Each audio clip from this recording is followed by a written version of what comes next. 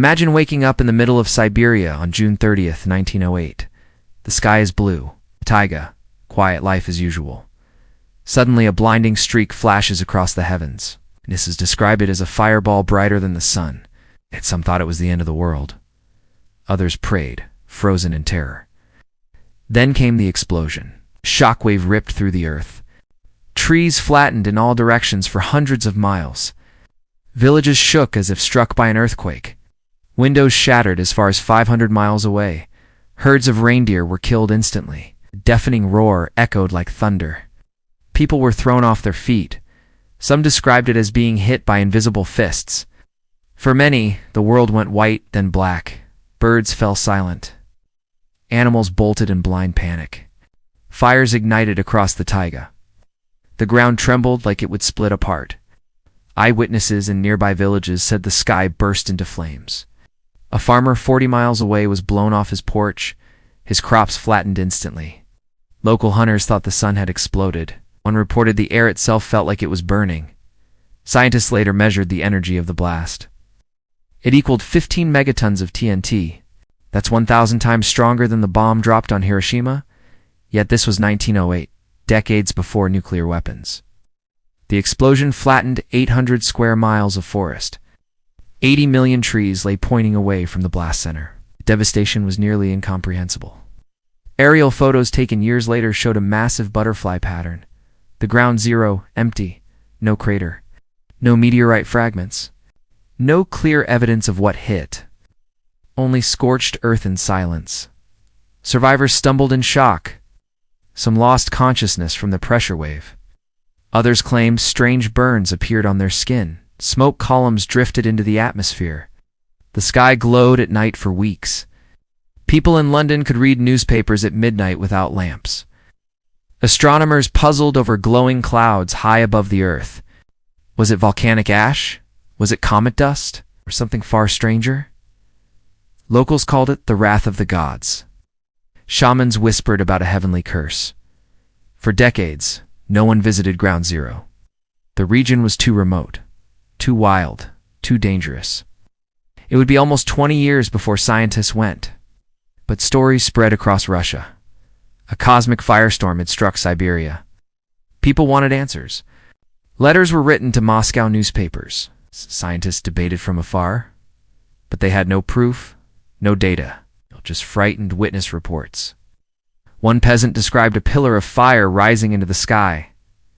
Another claimed a giant glowing sphere hovered, then vanished with the explosion.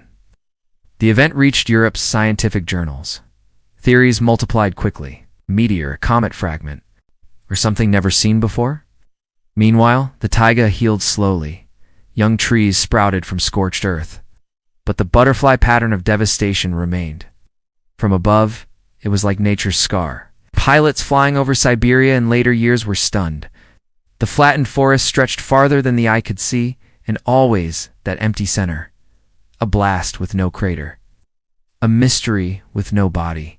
Even today, Tunguska is the largest impact event in recorded history, yet it left no impact crater. Just questions. Scientists would not reach the site until 1927. By then, folklore had grown around the blast.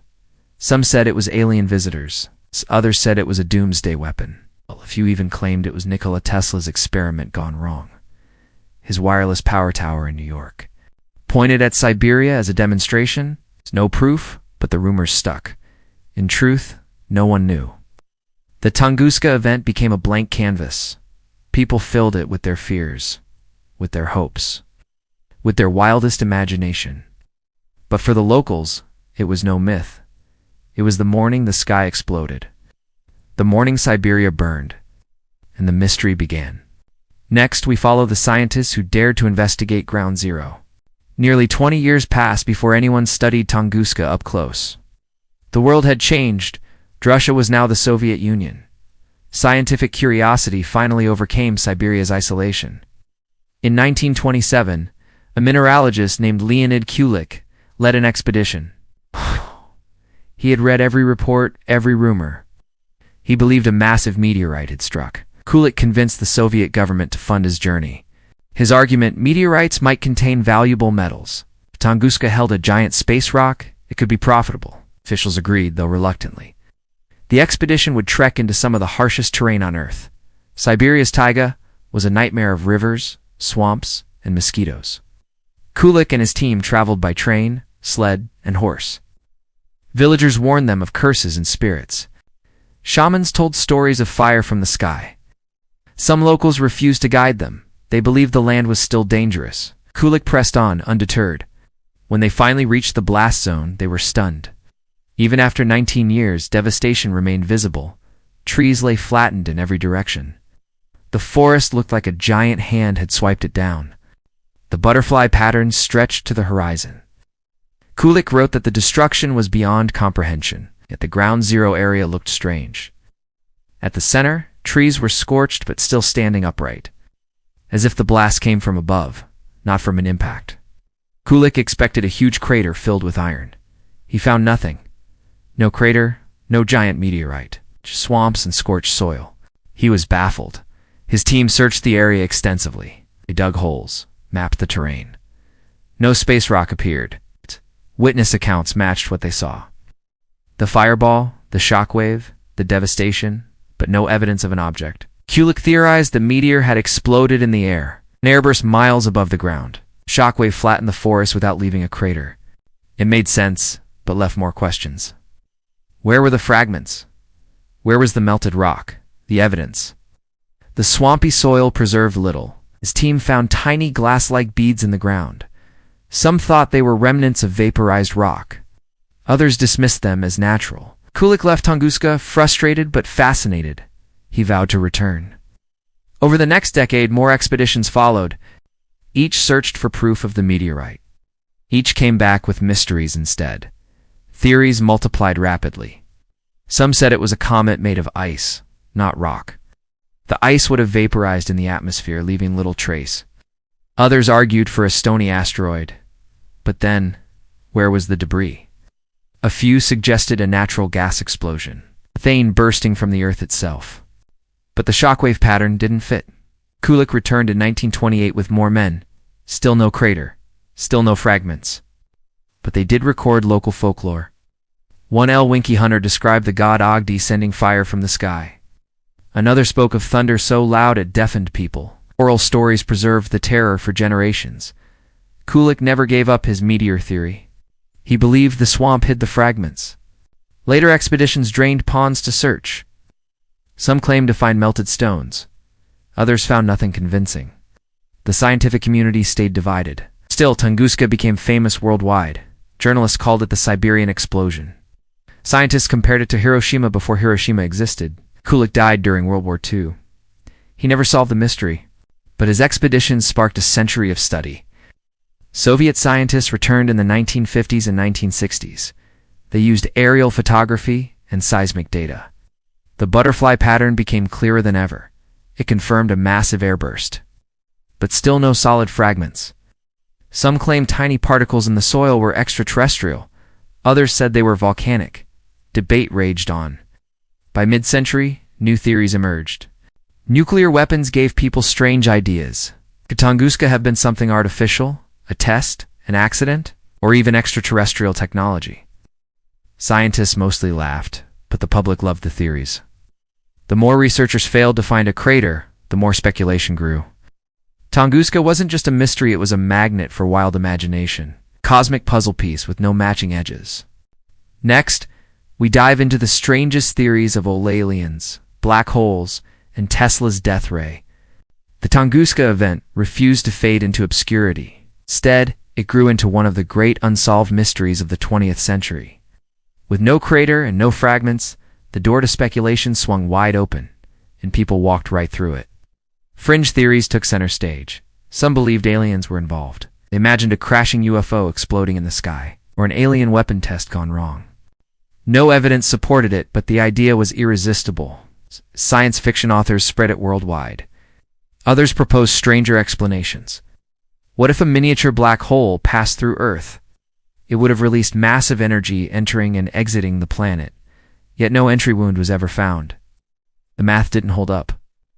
Another theory blamed antimatter, a clump of antimatter colliding with Earth's atmosphere. The annihilation would release pure energy. But again, there was no supporting evidence. Then came Nikola Tesla. Some enthusiasts claim Tunguska was caused by his experiments, specifically his supposed death ray. The story goes Tesla tested a wireless energy beam. The beam struck Siberia, flattening the forest. It makes for great drama. But historically, Tesla was broke and lacked resources. His lab was falling apart. There's no proof he fired anything toward Siberia. Still, conspiracy lovers adored the idea. Decades later, another theory emerged. Natural gas. Could a pocket of methane have ignited under pressure? A giant earth burp, blasting the forest flat? Some geologists entertained the thought. But the blast pattern fit something airborne, not underground. One by one, exotic theories fell apart. Meanwhile, science kept grinding forward. New expeditions analyzed the soil, trees, and peat layers. Microscopic particles resembling space minerals appeared. Isotopes in the ground hinted at extraterrestrial origin. In the 1990s, Italian researchers found silicate and magnetite spherules. These looked like melted cosmic debris. It matched what you'd expect from an exploding asteroid.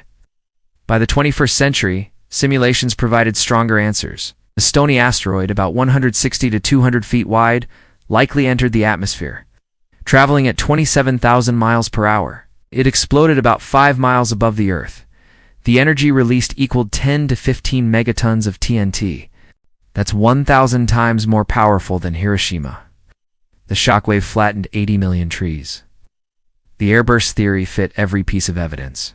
No crater, because the rock never hit the ground. No large fragments, because it vaporized midair. The tiny spherules in the soil, remnants of the blast. The standing trees at ground zero, protected by the downward blast. Suddenly, the puzzle pieces aligned. Tunguska was no supernatural event, no alien war, no Tesla death ray. It was a cosmic visitor meeting Earth's atmosphere, exploding with terrifying force. Even so, fascination hasn't faded. Tunguska remains a cultural icon. Books, movies, and games reference it constantly. Conspiracy forums keep it alive. Sci-fi writers still claim it was aliens, yet the scientific consensus is clear. It was an asteroid airburst, the largest in recorded history. Tunguska serves as a warning, because events like it aren't rare on cosmic timescales. In 2013, Chelyabinsk, Russia, experienced a smaller airburst.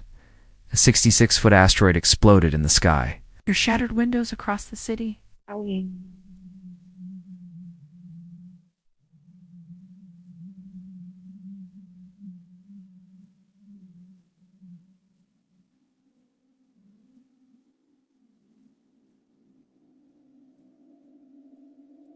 And proved Tunguska wasn't unique. Earth is a target in a shooting gallery. Small asteroids strike the atmosphere often, most burn up unnoticed. But larger ones like Tunguska pose real danger. Scientists now track near-Earth objects constantly. Telescopes scan the sky for threats. Tunguska inspired this vigilance. Without it, we might underestimate the risk. The event taught us what the universe can do. With no warning, an asteroid flattened a forest the size of a small country. If it had struck near a city, millions would have died. Imagine London, Paris, or New York erased in seconds.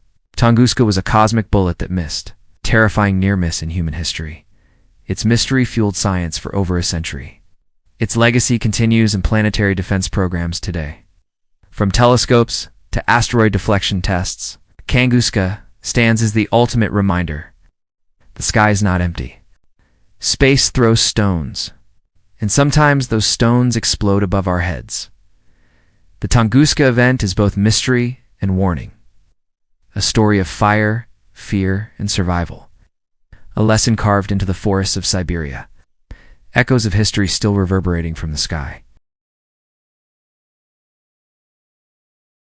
That's it for today's Forgotten Tale. If this story made you raise an eyebrow don't forget to like, subscribe, and ring that dusty little bell so you never miss another echo from the past. Drop it in the comments. We're always listening for new echoes. Got a weird bit of history you think we should cover? Until next time, keep your curiosity loud and your history weird.